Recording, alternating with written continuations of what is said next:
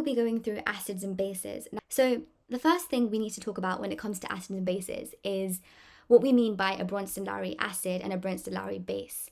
Now, these are just kind of classic definitions that you should memorize, basically. The idea that a Bronsted-Lowry acid is a proton donor and a Bronsted-Lowry base is a proton acceptor. Now, what do we mean by proton donor? I'm going to write like a generalized equation to show this. So let's say you've got an acid, HA, right? This is a monoprotic acid, i.e. for 1 mole of acid, you release 1 mole of H plus ions. But if let's say you've got HA and that's reacting with water, or more so like dissolving in water. If it dissolves in water and it's a proton donor, then what happens is it ends up producing A minus and H3O plus, right?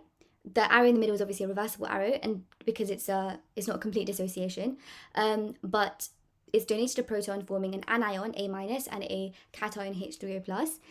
This ion, there's a number of names that people call this. You can call this hydroxonium ion,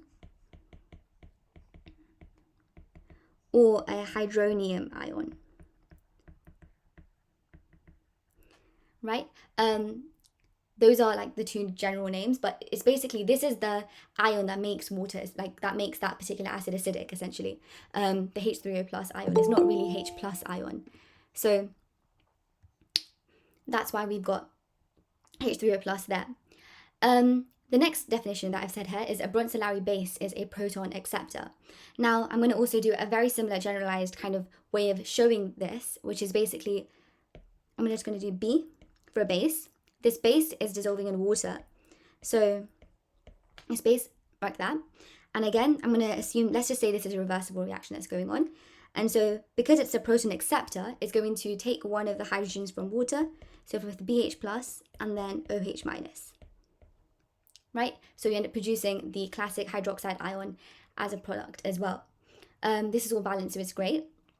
And this is going to be useful when we come and look at how we're going to work out the pH of certain types of weak acids and weak bases as well. So yeah, I hope that makes sense. Next bit. Now we're looking at how these 2 interact. So when we talk about acid-base equilibria, what we mean is proton transfer. We're essentially transferring a proton from an acid to a base, and we're left with 2 ions in return. So I'm going to again show an equation to show this. I'm going to use the same symbols I used before. We've got acid that reacts with a base. Now, if it's a proton that's being transferred, you're going to be left with A minus and BH plus. So we're left with like a cation and an anion, a negative ion and a positive ion. And that's basically just what happens normally in any acid-base reaction, whether that be neutralization or any other reaction that essentially you come across. The next thing that AQA, or like most other exam boards as well, want you to be able to identify are conjugate acid-base pairs. Now, what we mean by conjugate acid-base is basically the idea, both in the reactants and the products, you can see that there's going to be an acid, a base, on either side essentially. So, for example, here, in this one, this is an acid, because this is donating the proton. The B is a base, obviously, because it's accepting the proton. Here, this is going to be the base, and this is going to be the acid, right? And the reason for that is because in order for you to get from A minus back to HA, you need to accept a proton. To get from BH plus back to B, you need to donate it, which is why it's going to be an acid. I hope that makes sense. So let's put an example down. Let's say we've got an ammonia. We've got ammonia that's reacting with water. And this is obviously a weak base, so it's going to be a reversible arrow, and you're going to form OH minus and NH4 plus. Okay, so let me just make that clearer. Okay, so if we're going to now decide what is the acid and what is the base, we can see that the ammonia, the NH3, is accepting a proton, right, to form NH4 plus, which means that this must be a base. This must be a base. I'm just going to call that base 1 so that we can distinguish between the different types of bases. And then water here is losing a proton to form OH minus, so that must be an acid. I'm going to call that different, acid 2. OH minus over here, in order to get back to water, you need to accept a proton, so this must be base 2. And NH4 plus over here needs to again lose a proton to form back ammonia, so that must be acid 1. So you can see base 1 and base 2 are a conjugate acid-base pair, and water and NH4 plus, water and OH minus are an acid-base pair, if that makes sense. Now we're going on to look at pH. So again, the red bits on my definitions are things that you have to write in exam questions often to get a mark. So I've tried to color code it a bit, but regardless, when we talk about pH, we're basically referring to a logarithmic scale that's used as a measure of H plus concentration. And then how do you determine pH from strong acids? Strong acids completely dissociate in water, right, to release H plus ions. So we can use that as an assumption to work out the pH value, because for a monoprotic acid, we can assume that the concentration of the acid will be equal to the concentration of H plus ions. Now, I've mentioned this before, but what do we mean by a monoprotic acid? A monoprotic acid basically means that for 1 mole of acid, you're going to release 1 mole of H plus ions. So as an example, this would be like something like HCl, right? For 1 mole of HCl, you're going to release 1 mole of H plus ions.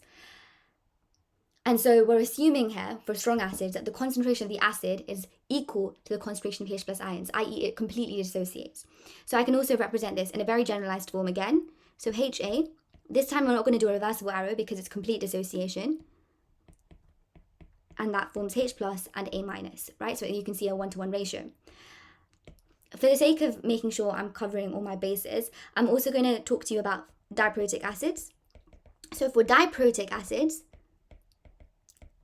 di meaning 2, for 1 mole of the acid, you're going to release 2 protons. You're going to release 2 H plus ions.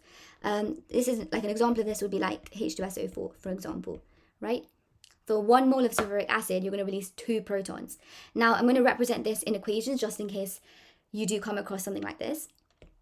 So let's say you've got H2SO4. This is when it dissociates, it doesn't release 2 protons straight away. It dissociates 1 by 1.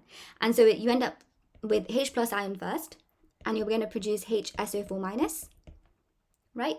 And then the HSO4 minus will dissociate again, but this time it's a reversible dissociation. It's just not going to be completely complete, but you're going to have, again, another proton and SO4 2 minus. So you can see here that altogether you are going to be releasing 2 protons. And so you can say that the concentration of protons is equal to 2 times the concentration of the acid, right? And so that's something that you should remember when you're doing questions, especially because they try to trip you out a little bit. I've written down the equation for calculating pH from H plus concentration. So pH is equal to minus log 10 H plus concentration. To get back to H plus concentration from this, you just have to do H plus is equal to 10 to the power of minus pH. So it's about being able to use them interchangeably. As rule of thumb, make sure you always give pH to 2 decimal places. That's just a very standardized way of writing pH values. Okay, now I'm going to move on to our ionic product of water. I haven't just put it on as an equation because I think our understanding will be better if we derive it together. Okay, so the ionic product of water is all about basically water dissociation, right? Or expression that represents how water dissociates. So let's say we've got water, right? And then water is going to react with water.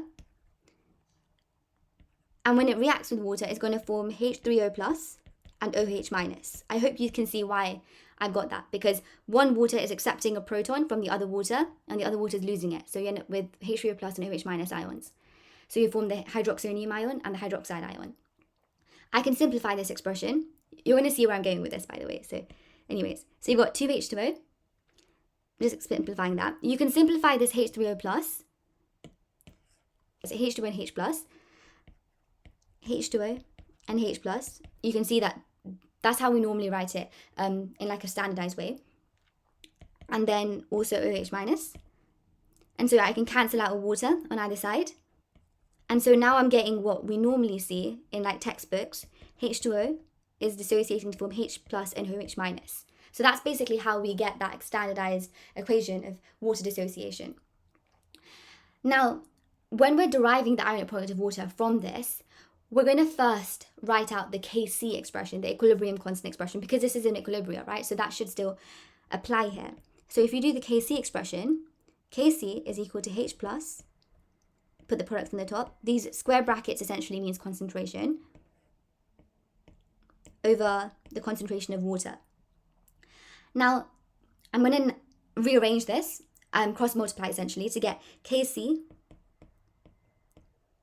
times the concentration of water is equal to H plus and concentration of H plus times the concentration of OH minus. Now this is where I'm going to do something that might be a bit confusing. I'm going to cancel out the water. The water I'm going to not consider. And so that's how I'm going to get the Kw expression, which is what we mean by ionic product of water. That's another way of writing it, which is H plus concentration of H plus times the concentration of OH minus with units moles squared dm minus 6. Now, I've highlighted why the water here because it's important to understand why we've cancelled this water out. Now, the reason is because basically this equilibria over here, it isn't immediate like straight in the middle. It lies very well to the left of this expression essentially. So that basically means that we have a higher concentration of water and a much lower concentration of H plus and OH minus ions because the equilibrium position lies to the left. It doesn't lie to the right, it lies more to the left. Water doesn't really like to dissociate in itself essentially. So because we've got such a high concentration of water, that's much higher than the concentration of H plus and OH minus ions, we can say that the concentration of water is basically constant. That's why I've cancelled it out, because the concentration of water does not change generally from the equilibrium dissociation as much. So we've cancelled the water out. So we can just say that the concentration of water is much higher than concentration of H plus and OH minus. Right? So because it's so much higher, it's effectively constant. That's the term they generally use. It's effectively constant or approximately constant. And so we don't include that in the expression for the ionic product of water. I hope that makes sense to everyone. So that's why we've cancelled that out. I've written this out quite nicely. So why do we not include water in KW? Water only slightly dissociates to form H plus and OH minus ions. Make sure you do not write partially. It's not a weak acid. You can't write partially dissociates. It's slightly. It's much less than acids. So it slightly dissociates to form H plus and OH minus ions. So the concentration of water is much greater than the concentration of H plus and OH minus ions. So we say that the concentration of water is effectively constant. There's an ionic product of water at 25 degrees Celsius that you should sort of remember. That's like the only one, at least AQA expects you to know, which is 1 times 10 to the power of minus 14 mole squared to the power of mole squared dm minus 6. And the rest of them they'll give you in questions normally. And then when does ionic product of water change? It only varies with temperature. And it's very similar to Kc in that regard, in the fact that it doesn't change with concentration, it doesn't change with catalyst or anything like that. It only changes with temperature. And then it's the same at that specific temperature value essentially. The next bit is just basically me describing why the Kw value actually does vary with temperature. And that's because we know that the dissociation of water is endothermic, right? And that's because, just to kind of rewrite this as well, the dissociation of water is endothermic. Why? Because we're breaking bonds. Bond breaking requires energy. To break the bonds between the covalent bonds, especially H plus and OH minus ions, we need a lot of energy. And so that means that when we increase the temperature, what happens is that this equilibrium position will shift to the right? Because the forward reaction is endothermic, increasing the temperature. To oppose that increase, we'll go to the endothermic direction to the right, and that will help us to oppose the increase in temperature. That means that the concentration of H plus and OH minus ions will increase, and so Kw increases, because, as we know through the expression, Kw is equal to H plus, concentration of H plus times the concentration of OH minus ions, and the pH value will decrease. Because we've got high H plus concentration means we've got lower pH, so pH will decrease. And so I've just got a little chart table at the bottom just describing that, you can see that as the temperature increases from 273, 298 to 323 Kelvin, you can see Kw increasing, but the pH is decreasing. Now, a common trap that you might get into is thinking, oh, this is acidic because it's 6.63, and from our knowledge, we know that pH less than 7 is acidic. Now, that's not true. You can see here it says it's neutral. And that's because, as I mentioned at the beginning, pH does not tell you anything about OH minus ions. And it's neutral because H plus is equal to OH minus ions. Definition of neutral, 7.0 basically, or like just generally what we mean by neutral is that the concentration of H plus is equal to the concentration of OH minus ions. So in all regards, this is still a neutral solution of pure water, even though the pH value is lower. And so it's not acidic, basically. This is not acidic. Make sure you don't fall into that trap. Okay. So next, how can we use the Kw value to work out the pH of pure water? Now I'm using what I just told you already, the idea that H plus is equal to OH minus ions. This means that when we're using Kw expression, we can simplify the Kw value from H plus times a concentration of H plus times the concentration of OH minus ions to H plus squared. Right? Because if they're equal to each other, then I'm basically doing concentration of H plus times the concentration of H plus. So that's going to be, I can simplify it to that. We know that at 25 degrees Celsius, Kw is equal to 1 times 10 to the power minus 14 moles to Dm minus 6. So I'm just going to use this as an example. So if let's say they gave you Kw as this, so I can just do H plus square root of that, which is going to be 1 times 10 to the minus 7. And then using the expression I showed you before, where pH is minus log 10 to the power minus log 10 H plus concentration, that's going to be minus log 10, 1 times 10 to the minus 7, 10 to the power minus 7, which is just going to be 7.00. You can see that's how you're going to get the pH of pure water. You have to basically, so just to summarize, make sure you firstly write out the Kw expression, simplify it to H plus squared, because we know that the concentration of H plus is equal to the concentration of OH minus ions in pure water. And then you can just rearrange, do all the maths, and get 7.00 from that. Okay, now we're going to use Kw again, but we're going to use that to work out the pH of a strong base. Now, strong bases completely dissociate. Just like strong acids, they do completely dissociate. But they dissociate to release OH minus ions, as I showed you in the beginning when I showed you the this bit at the start, this bit. B plus H2O, BH plus OH minus ions. So it dissociates to form OH minus ions here. So in that regard, for a monobasic base, the concentration of the base is equal to the concentration of OH minus ions, just like how we looked at the acid. As an example, just so that this doesn't seem too like theory, let's say you've got sodium hydroxide. That's going to completely dissociate, again, single-headed arrow, make sure you don't do reversible in this instance, to form Na plus and OH minus ions. So we can say that the concentration of sodium hydroxide is equal to the concentration of OH minus ions, right? So I'm just going to give you a little example here at the bottom.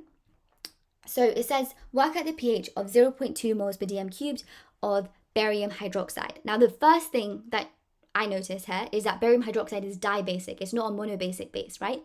Meaning, this is dibasic. And in every question, make sure you kind of highlight or just write it down like di or mono, just so that you don't make those errors such as not multiplying by 2 or something like that, because that could cost a lot of marks at the end of it. So if it's a dibasic base, that means that the concentration of OH minus ions is equal to 2 times the concentration of BaOH2.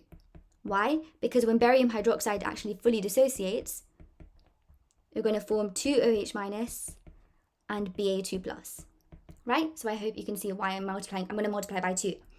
This means that I can say that the concentration of OH minus ions is 2 times 0.2, 0.4. And then I'm going to use the Kw expression. Just write that out again. And I'm going to use that to work out what concentration of H plus ion is. Sorry. Okay, so if I work out what the concentration of H plus ions are, then that's just going to be Kw over OH minus ions. I'm just rearranging here. It doesn't, normally, if it doesn't give you the KW expression, you just use the standardized one, which is 1 times 10 to the minus 14 at room temperature and pressure, 25 degrees Celsius. And so that's just going to be over 0.4. You're going to be left with 2.5 times 10 to the power of minus 14. And now I'm going to use the pH expression, where pH is equal to minus log 10 H plus concentration. And that's going to give me 13.60. I hope that makes sense to everyone. So I basically work at the concentration of OH minus ions and make sure you multiply by 2 because this is dibasic. Use that in a rearranged form of the KW expression to work out the concentration of H plus ions, and then plugged in all the values and I got 13.60. Great. Okay. Moving on. I'm sorry I'm going really fast, but there is a lot to cover. And I do want to get to buffers, hopefully. So firstly, we're going to now do the same thing, but we're going to try to derive the Ka expression, the weak acid dissociation constant. Because unlike what we did for strong acids and strong bases, you can't use the same expression.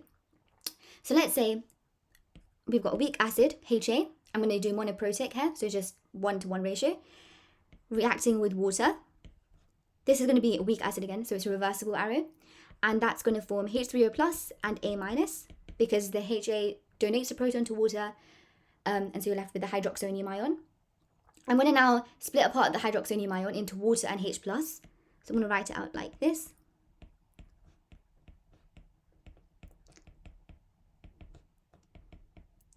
Right? And now I can cancel out the water on either side. You don't need to actually do any of this in exam questions, by the way. I'm just trying to show you how we got the Ka expression, because I hope that could help inform your understanding of why we're using them. But anyways, so HA, and that's going to dissociate to form H plus and A minus. Right? So this is, if you look in textbooks, this is what they normally give you. It's just this. They don't really give you any of this. But this is how, I'm trying to show you how we got to this, essentially. Okay, so using that, now I'm just going to do Ka in the same way that we do Kc. I'm going to do the concentration of H plus, the products first on the top, and then reactants on the bottom. So that's going to be concentration of HA at the bottom. Units of Ka is going to be moles dm minus 3. And that's because basically it cancels out. So if we have mole dm minus 3 at the top times mole dm minus 3 at the top over moles dm minus 3 at the bottom, then you can see how it cancels out on the numerator and the denominator, so you're just left with moles dm to the power of minus 3. Then we're looking at what pKa is. pKa is another way of measuring acid strength. It's basically just like pH and H plus, but pKa and Ka instead. I just look at it. I look at it in that symmetry. And often exam questions might want you to start converting between Ka and pKa values. So in a similar regard to how we do pH, pKa is minus log 10 Ka, and that means that Ka is also going to be 10 to the power of minus pKa, right? There's not much to say about pKa other than the fact that it is another way of measuring acid strength, just like how pH is a way of measuring H plus concentration. A good thing to know, however, is that the stronger the acid,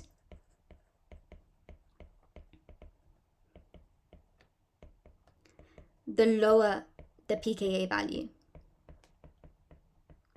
Again, just like how for pH, the stronger the acid, the lower the pH value, similar here, the lower the pKa value. Okay, now this is this kind of standard Ka expression, right? But now I'm going to show how we're going to get to the simplified Ka expression and the assumptions that we're going to use to get to the simplified Ka expression, because we're going to have to make some assumptions. So I'm just going to write out the Ka expression again. So you've got Ka is equal to H plus times by A minus over HA. And now this is going to simplify to H plus squared over HA initial. Okay, I'm going to describe what we mean by this in a moment. Okay, so to get to this, we need to make some assumptions. I'm now going to write these assumptions down in a list here. The first assumption that we're making to get H plus squared is that the weak acid dissociates to form H plus and A minus in a 1-to-1 ratio. Just like, you know how we did pure water, and how I kind of simplified H plus and OH minus ions to just H plus squared because it's equal to each other. Again, similar to that, we're saying that the concentration of H plus ions and the concentration of A minus ions must be equal because a weak acid is dissociating in exactly to form each of them in a 1-to-1 ratio, i.e. basically the concentration of A minus is going to be equal to the concentration of H plus. There's no variation in that. That's why I did squared as a numerator. So that's the first assumption that we've made. The second assumption that we've made is that there's no H plus ions, the concentration of H plus ions hasn't come from water. And that's important because we know that water does dissociate to form H plus ions and OH minus ions, right? But if that was significant, then this assumption wouldn't apply because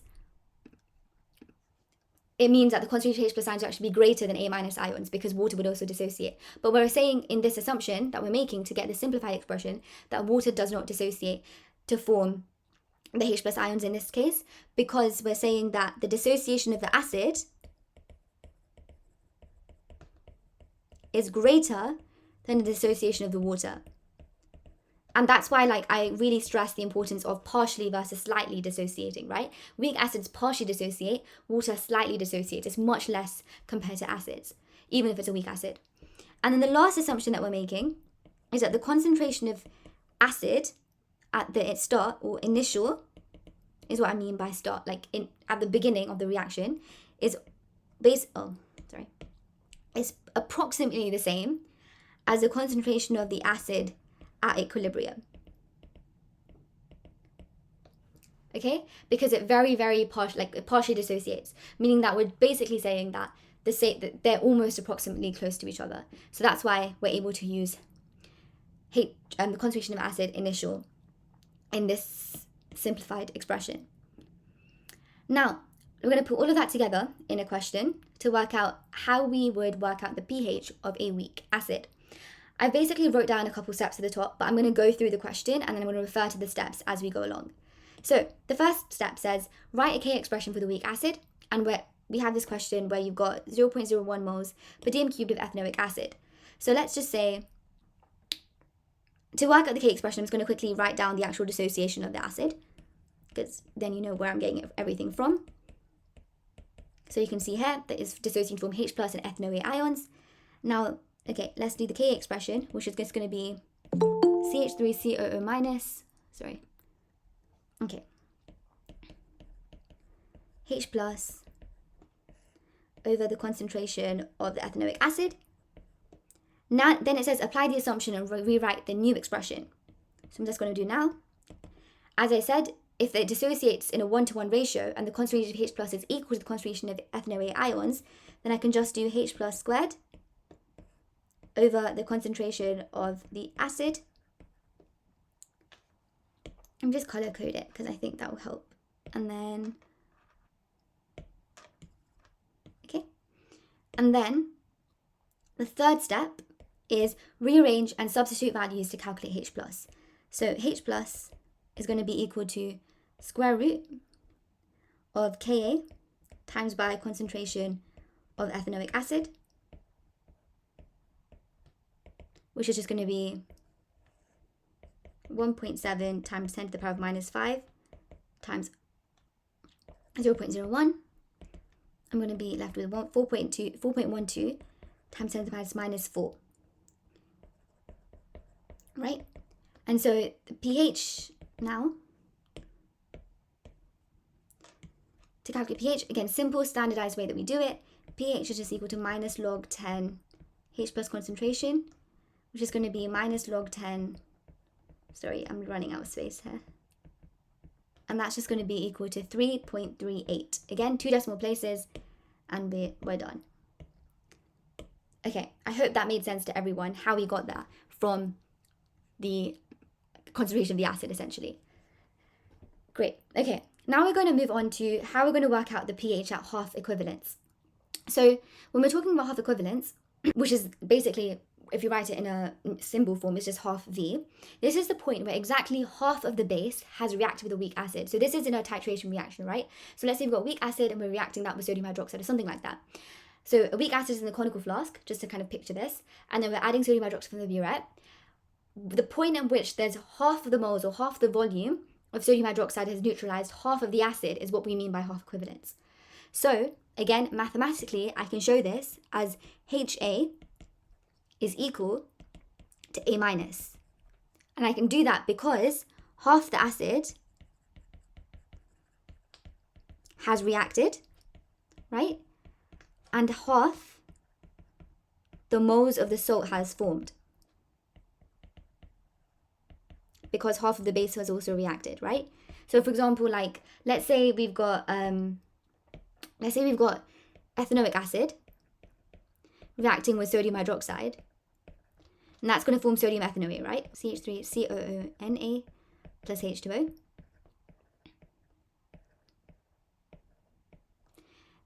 At half equivalence, the concentration of this is equal to the concentration of this, because half of the sodium hydroxide has reacted and half of the acid has also reacted. I hope that makes sense. It is a bit like weird to wrap your hand around though, but okay. And then, why is that important? Because then when we write the Ka expression, so let's say we've got H plus times by A minus over HA, we can essentially cancel these two out because they're the same. And so that means that Ka is going to be equal to H plus and pKa is going to be equal to pH. I hope that made sense. That's basically the theory behind that.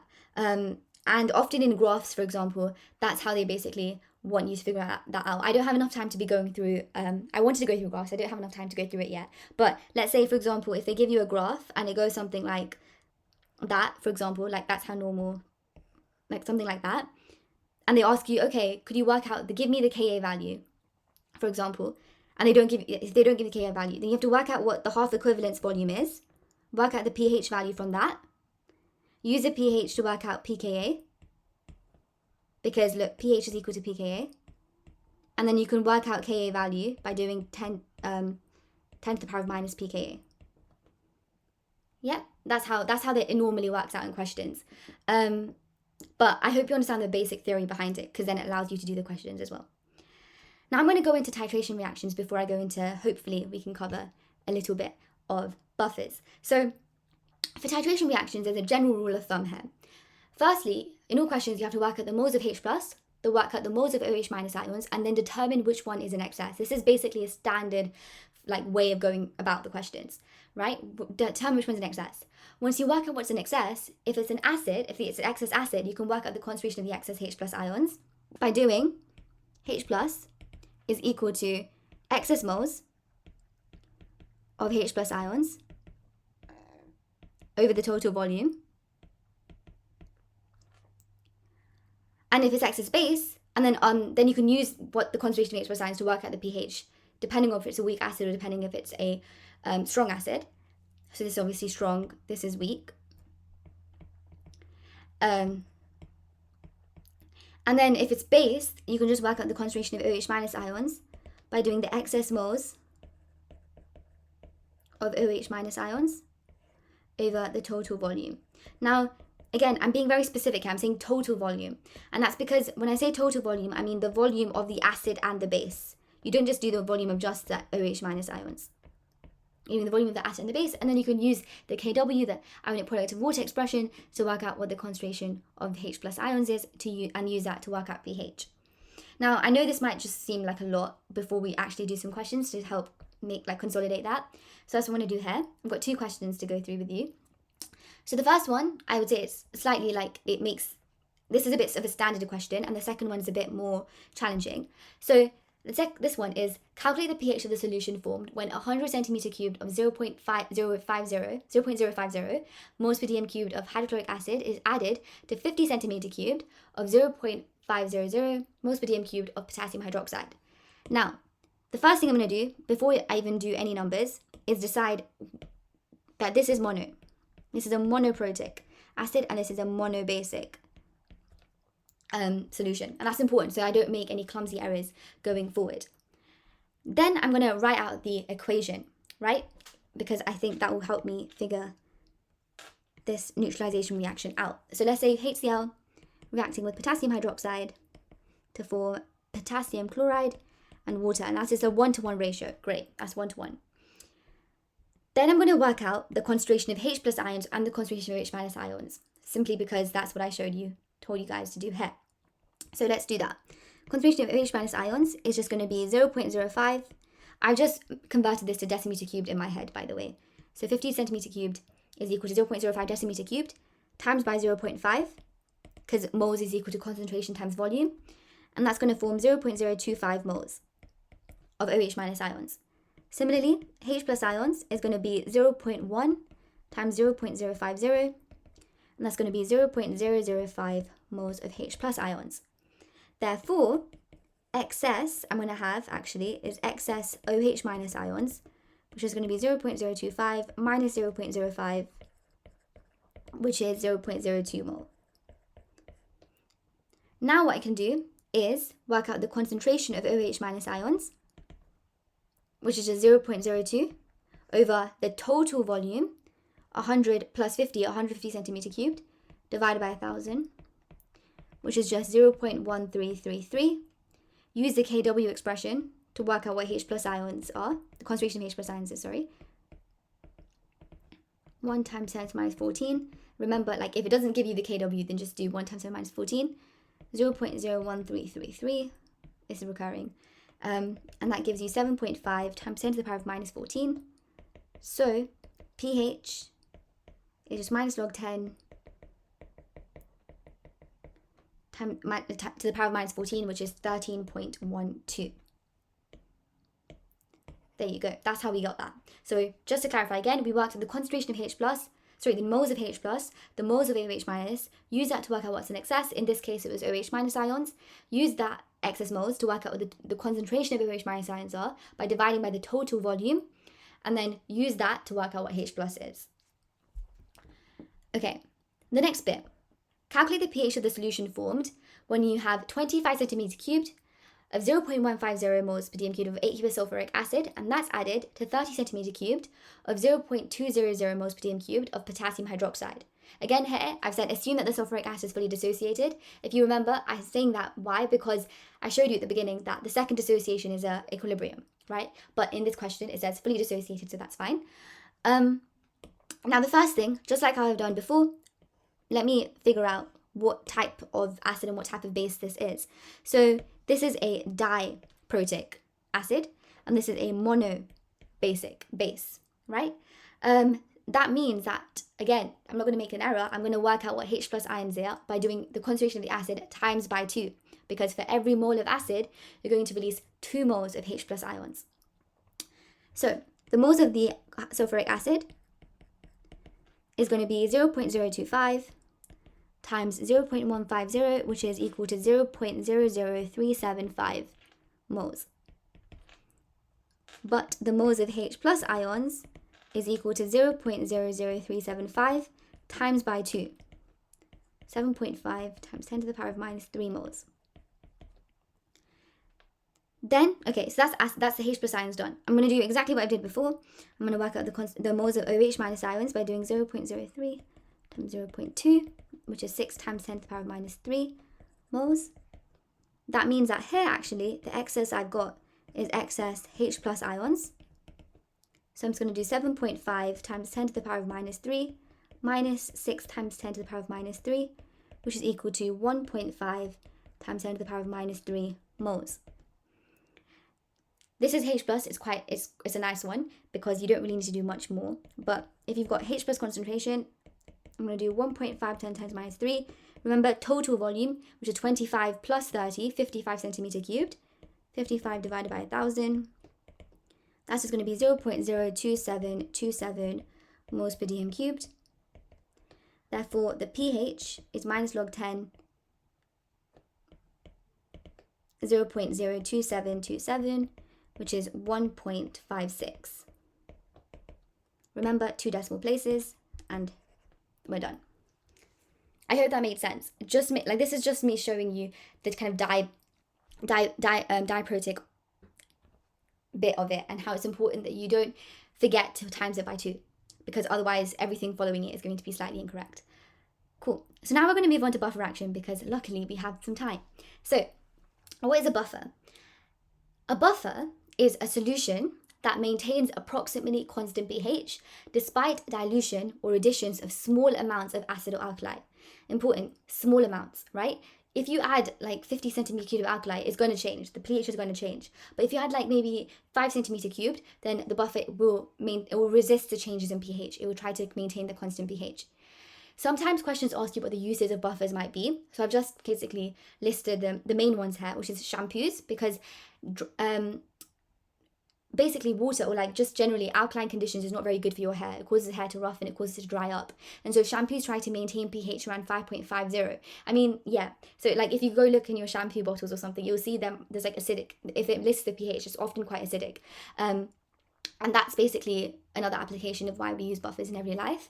Another one is biological washing powders. So enzymes, as we know, work at optimal pH, and washing powders also try to maintain that pH for those enzymes to work, to break down grease, to clean your clothes and stuff like that.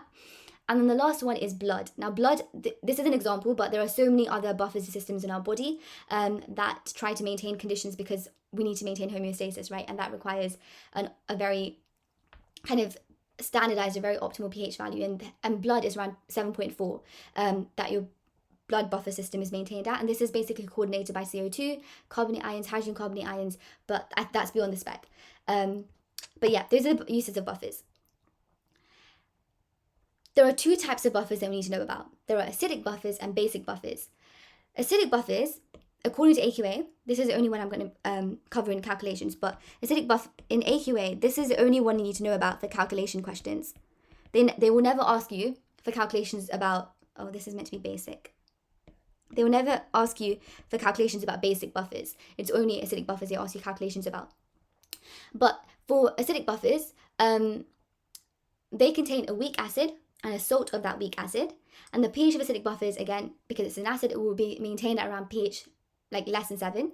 And an example of that is ethanoic acid and sodium ethanoate. In contrast, basic buffers are made up of a weak base and a salt of that weak base. The pH is greater than 7, and an example of that is ammonia and ammonium chloride. Now, I'm going to go through the theory for buffer action now. So let's just say that we've got ethanoic acid, right? This is an example I'm going to use for acidic buffers and for all the questions as well, so that it's just easier to understand. So let's say you've got ethanoic acid, and we know that ethanoic acid dissociates partially, it's a weak acid, and it will form CH3COO minus and H plus ions, ethanoate ions and hydrogen ions. Now, where does its equilibrium position actually lie? It lies not to the left, it doesn't lie to the right, it lies to the left, right? Because it's a weak acid, it doesn't completely dissociate to form CH3COO minus ions and H plus ions. Meaning that what I can say is that the concentration of ethanoic acid is higher than ethanoate ions and H plus ions. I hope that made sense, right? Because the position of the equilibrium lies to the left, so the concentration of ethanoic acid must be higher than that of ethanoate ions and H plus ions. Now, this is the opposite, and the difference between this and a salt, which is CH3COO minus ions, is that salts completely dissociate, right? Let's say, okay, let's just write like this. So let's say you've got sodium ethanoate. That's as a salt for an example. You can have potassium ethanoate, you can have anything. But for an example, you've got sodium ethanoate, and that's going to form CH3COO minus and Na plus, right? In contrast to an acid, this one dissociates fully, meaning this position is, there's no equilibrium here, but you can say that it lies more to the right, meaning that the concentration of the ions are going to be much greater than that of the salt, right? And then we're going to use that to work out what the buffer dissociation equation is going to be. So in this instance, obviously, it's going to be CH3COOH. It's just the normal dissociation of ethanoic acid. But it's important to know that the concentration of the ethanoic acid is going to be higher because, as I've shown you here, it's higher over here because that weak acid dissociates very, very slightly. The ethanoate ions are also going to be higher because of salt dissociates completely to form ethanoate ions, but the concentration of H plus is going to be much lower, right? So we can say, because this ethanoic acid dissociates partially, and so the concentration and the position of equilibrium lies to the left, so this was very, very low. Meaning that we can say that the concentration of the ethanoic acid and the ethanoate ions is much greater than the concentration of H plus ions. And I'm going to use that to explain why buffers work when we add acid, when we add alkali. And that's in the next page. But before we go into that, I hope that made sense. I hope the kind of concentration of everything made sense in this particular expression. In the previous slide, I said that buffer systems make pH constant, right? Or keep pH constant. And so when we say how like pH is kept constant, I'm going to use a ratio to try to show this, because that's generally how mark scheme answers are also shown like. So let's say for this particular expression, right, we've got CH3COO minus and H plus for the Ka expression, and CH3COOH. I'm just writing it as Ka expression, meaning that if the H plus concentration is constant, we know the pH will also stay constant. So buffer systems work by essentially trying to keep this ratio the same, okay? And that's going to be important when we look at what happens when we add an acid, what happens when we add an alkali to a buffer. If we keep this constant, the pH stays constant. Why? Because pH is minus log 10 H plus concentration. If we keep this constant, this stays constant, because, and also Ka is obviously constant at the same temperature anyways. So buffer systems try to work by keeping this ratio the same, okay? So with that in mind, let's see what happens when an acid is added to this buffer. When an acid is added to this buffer, right, let me just explain this through. Okay. When an acid is added to this particular buffer, I've already shown you that this concentration is high, this concentration is high, this concentration is low. It means that the concentration of your H plus ion will increase, right, because you've added this acid. Because this concentration of H plus ions increases, the equilibrium will shift to the left, right? Because you want to oppose the concentration, the increase in H plus concentration. That means that it will react with the high concentration of CH3COO minus ions from the salt to form the ethanoic acid. As a result, the ratio of the ethanoic acid over the ethanoate ions will remain constant, so the H plus ions remain constant, so the pH remains constant. I hope that makes sense. Because, and I say this ratio stays the same, because when you add the acid, right, the acid will react with the CH3COO minus ion, so this will decrease slightly, but it's going to form this. This will increase. So this increases, this decreases, so the total ratio will stay the same. Yep. I hope that made sense. If that's okay, then we can move on to buffers, to the next one, which is adding a base. When you add a small amount of base to this buffer, what happens now is you're reacting the H plus ions that you've got in this buffer will react with the OH minus ions you've added from the base, and that will form water. So the already low H plus concentration will get even lower or decrease. And so what happens is the equilibrium position will shift to the right to oppose that decrease, right? Because you want to produce more of it to oppose the decrease of it. And so that means that the ratio of this will remain constant. Why? Because yes, the ethanoic acid will decrease because you're shifting to the right, but this will increase more. The ethanoic ion concentration will increase more, so the ratio in total will remain constant. And I've shown you here that if this stays constant, this is already constant, so this is also going to stay constant, right? So that means that the H plus concentration will also remain constant. I hope that makes sense. Okay. Now we're going to move on to basic buffers. So with basic buffers, we're going to do ammonia here. So let's say you've got ammonia. It works in a very similar principle. So hopefully if you got what acidic buffers look like, this would also help. But okay, NH3 plus water dissociates to form NH4 plus and OH minus ions. And then let's say you've got your weak salt, like remember, because a basic buffer needs a base and a salt of that weak base. Let's say you've got ammonium chloride. It doesn't have to be that, but just for example. Just like with acidic buffers, it's going to completely dissociate and you're going to be left with NH4 plus ions and Cl minus ions, right? Meaning, if I just do little arrows to show you different concentrations now, This is a very weak base, so obviously the position of the equilibrium is going to lie well to the left. It's not going to form as much ammonium ions and OH minus ions. So if the concentration of the ammonia is going to be much greater, but the concentration of your ammonium ions and your OH minus ions is going to be much lower because of how the position of equilibrium lies well to the left. In contrast with the salt, because it completely dissociates, it's going to form a lot of the NH4 plus and Cl minus ions and very little of the actual ammonium chloride. As a result, for the actual basic buffer expression, what I can write is that ammonia plus water reacts to NH4 plus, reacts to form NH4 plus and OH minus ions. But just to make sure that you can notice the fact that the concentration of ammonia is greater, the concentration of ammonium ions is going to be greater because of the ammonium ions that come from the salt, remember, and the OH minus are going to be much lower. So we can say that the concentration of ammonia and the concentration of ammonium ions is much greater than the concentration of OH minus ions. I hope that makes sense to everyone.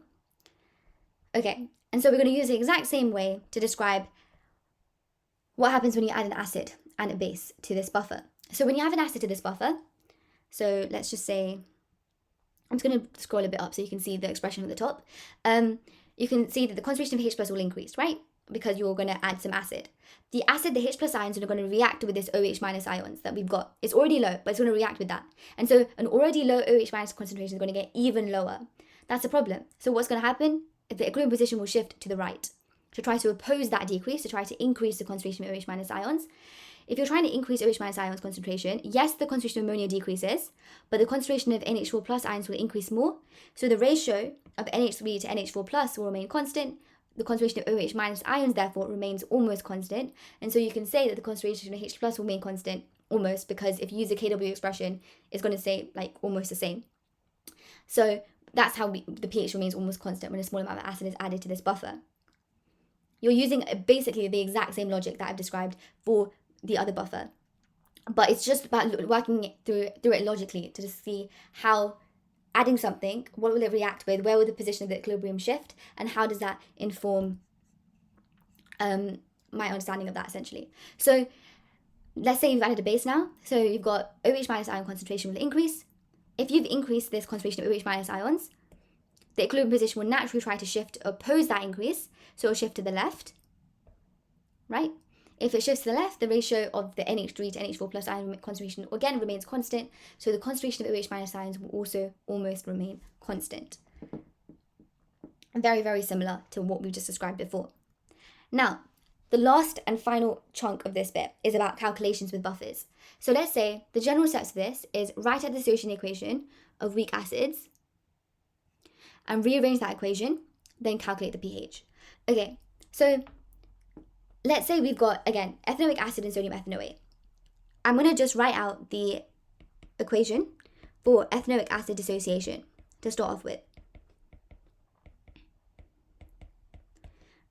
Right. Meaning now what I can do is I can just write out the Ka expression just like how the general steps tells me to. Make sure your square brackets look like square brackets as well. And then CH3COOH at the bottom. And then the concentration of H plus, therefore, is just going to be Ka times by CH3. I'm just rearranging the equation now to get this expression. This question is quite nice to me. I can just plug it in straight away. And so that's just going to be H plus is equal to Ka, which is 1.30 times 10 to the power of minus 5 times by 0.600 over 0.800, which is equal to 9.75 times 10 to the power of minus 6. pH is just going to be equal to minus log 10, the concentration of the H plus ions, which is going to be equal to 5.01. Remember, 2 decimal places, and we're done. This one was quite nice because it basically just gave you the numbers and you had to just put it into that expression. But you can see here that I'm just using the K expression. Important thing to understand, you cannot simplify here. You can't simplify the Ka expression to the H plus squared that I talked about with you guys before, because it doesn't dissociate in a 1-to-1 ratio. The assumptions do not apply. for buffers. So make sure you don't make the mistake of assuming that they do, because again, with buffers, as I said, the concentration of ethanoate ions is much greater than that of H plus ions because the salt completely dissociates, right? So that's important to know. The next bit is for this question, which is about you're mixing 25 centimeter cubed of 1 moles per dm cubed of ethanoic acid with 25 centimeter cubed of 0.4 moles per dm cubed of sodium hydroxide. Find the pH of this buffer.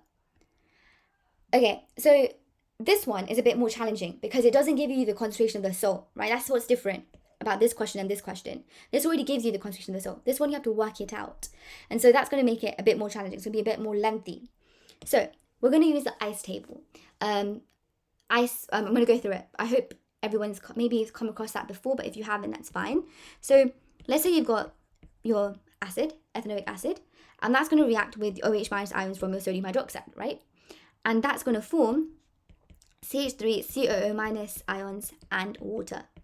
I'm just writing out this reaction that's going on here. Ethanoic acid, but I've just wrote it out as ionic form. Reacting with sodium hydroxide to form the ions and water. Now, ICE stands for initial, calculated, and expected moles. So let's say we're going to work out the initial moles of your ethanoic acid here, which is going to be 0.025 times by 1, 0.025 moles, right?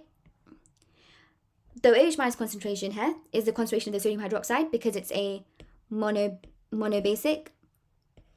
So this is a nice one. We don't need to do any multiplications, but we're going to be 0.025 times 0.4, and that's going to give you 0.01 moles of OH minus ions. And this, we don't have any initial moles of your ethanoate ions. The calculated bit is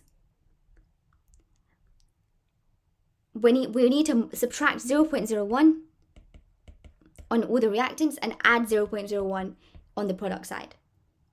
And that's because what we're doing is we're reacting this acid, sorry, there's a notification.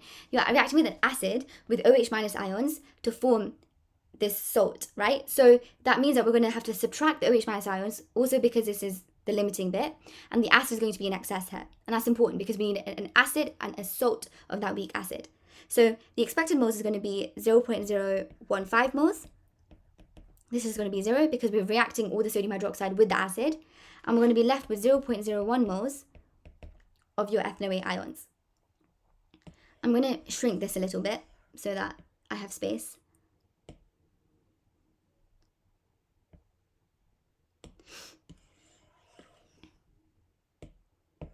Okay, so now that we've got these two moles. These are what's really important for us now. We can use this now in the Ka expression directly. So let's just write out the equation, the reversible equation for ethanoic acid again. So let's say we've got CH3, COOH. That's dissociating to form CH3, COO minus, and H plus. That means the Ka expression is going to be H plus CH3, COOH over CH3, COO minus. Sorry, I wrote that wrong. Okay, and so that means that the concentration of H plus is going to be equal to Ka again times by the concentration of ethanoic acid over the concentration of ethanoate ions. Now, you might be thinking, okay, I need to put the concentration in. I need to divide by 25. I need to divide by 0.05 because it's 50 centimeter cubed in total. And that's a good logic. But in this expression, you don't need to right now because it will just cancel out. And I hope you can see how it can cancel out. Because if you do, this is just to show you. If we did do that, then we're going to left with the moles of that over the volume and the moles of this over the same total volume. So this and these volumes will cancel out. And so we can just put the moles in. That is what I'm trying to say here. Because the volumes cancel. Knowing that, what I can do now is just put in 1.74 times 10 to the power of minus 5, which is the Ka, times by 0.015 over 0.01. I'm just going to put them all straight in because if the volumes cancel. And then I'm going to be left with 2.61 10 to the power of minus 5 moles per dm cubed of H plus. Right? Then similarly to how we've done this before, pH is just going to be equal to minus log 10 2.61 times 10 to the power of minus 5 And so the pH is just going to be 4.58. Okay, I hope that made sense to everyone. Now, the last and final bit that they could ask you is about what happens when you add some acid to this buffer? What happens when you add some hydroxide or add some base to this buffer? Now, it works in a similar way, but it's all about knowing that you understand the theory. This is how they test that you understand what I talked to you about before. Before I move on to like that, let's just quickly identify this is diprotic and this is monobasic. So that, again, we don't make mistakes when we do the calculations. But when we've got this acid, what's going to happen is that we've got the CH3CO minus ions. Again, remember what I talked to you about when describing the theory. If you add H plus ions, the H plus ions will react with the ethanoate ions to reform your ethanoic acid, right? That's how this buffer system will work. That's how it will keep the ratio of the ethanoic acid and over the ethanoate ions the same. So that's how that's going to happen. And so because of this, what can we see here? If it's reacting with ethanoate ions, the moles of this will decrease and the moles of the acid will increase, right? I hope that makes sense. Meaning that when I'm using what we've done before, I can say that the moles of your H plus ions is going to be equal to, actually before that, yeah. So using the sulfuric acid here, it's going to be 0.00020 times by 0.5, but I'm going to times it by 2 because again, it's diprotic. So for 1 mole of acid, you'd have 2 moles of H plus ions. That's going to form 2 times 10 to the power minus 4 moles of H plus ions. Then using the moles I've calculated here, which is 0.015 and 0.01, the new moles of H plus is going to be equal to 0.015 plus 2 times 10 to the power minus 4. I hope you get why I got that, because again here, the concentration of the ethanoic acid will increase because you're reacting the H plus ions with the ethanoic ions to form it. And that's going to give you 0.00152 moles. The new moles of OH minus ions, or not the OH minus, sorry, the ethanoate ions is going to be equal to 0.01 minus 2 times 10 to the minus 4. And that's going to give you 9.8 times 10 to the power minus 3 moles. And that's because, as I said, the H plus ion is reacting with the ethanoate ion, so that must decrease because it's reacting to form another product. This means that when I'm doing the whole equation again, I'm just writing the same thing that I wrote out over here, out again.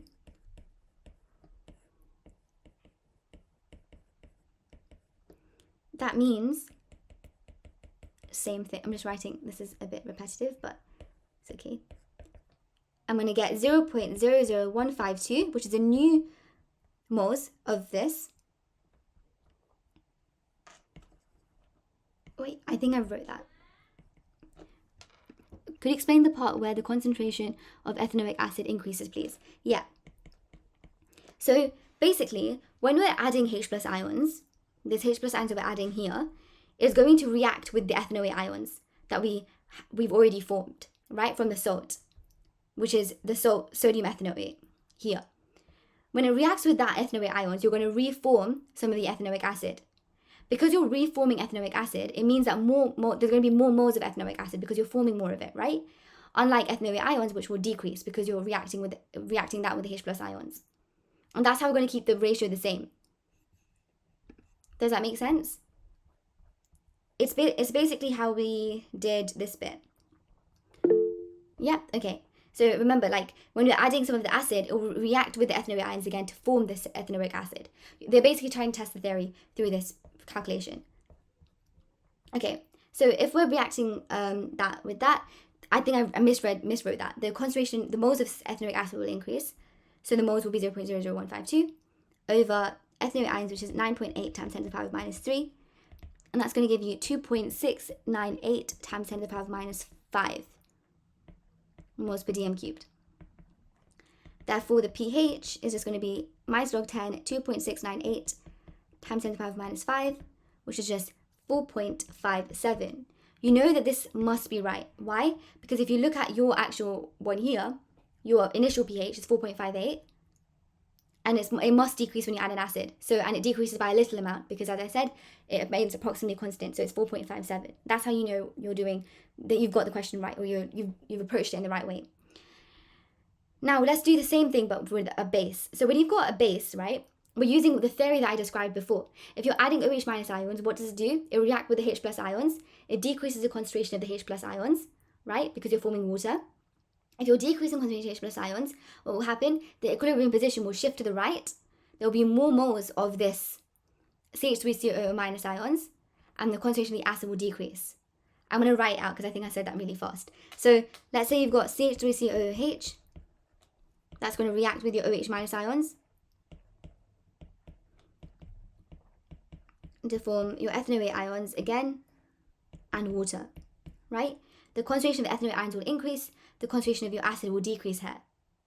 I hope that made sense. It's using the same exact logic that I described to you in the theory of acidic buffers. When you've got OH minus ions, the concentration of H plus ions will decrease because it forms water. So position of the equilibrium will shift to the right. More of this, less of this. That's it. So using that, let's work this out. So the concentration, the moles of OH minus ions is just 0.001 times 0.1, which is 1 times 10 to the power of minus 4 moles. The new moles of your acid, because I've just described how the moles of your acid will decrease because you're forming more of the ethanoate ions because you're shifting the equilibrium to the right. You're going to have your, what I've already got, 0.015 from the previous question, minus 1 times 10 to the power of minus 4. You're going to be left with 0.0149. The new moles of your ions is going to be 0.01 from the previous question. Add this because it will react more with this, as you can see here. And that will form 0.0101 moles. Therefore, H plus is going to be equal to Ka times by CH3COOH over CH3COO minus, and we'll be writing this again. So we're left with 1.7 times 10 to the power of minus 5 times 0.0149 over 0.0101, giving me 2.567 times 10 to the power of minus 5 moles per dm cubed, which is the same as, and then if I do that and do pH, 2.567 times 10 to the power of minus 5, I'm going to be left with 4.59. Again, I know that this must be somewhere in the right lines because it's higher than 4.58, and not much higher, it's only a little bit higher because I'm adding a base. And so that's that. It was quite a lot. This does look like a lot of writing. But does that make sense to everyone? Yes? Okay, that's good. That's great. So I realize that I've gone through this really, really fast. This is a massive topic. But I'd be actually really grateful because we've come to the end of it. If you can submit some feedback, if that's okay. No, I'm in year 13. I would not know this if I was in year 12.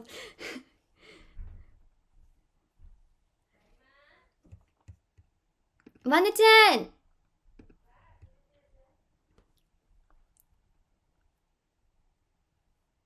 Okay, thank you. I'm going to cut the call now. If you'd mind just submitting the feedback form, that would be great. And if you have any questions, feel free to put them in the WhatsApp group chat as well if you come across any questions that you want me to go through. And I hope you find this helpful. Thank you so much for coming, everyone. Bye-bye.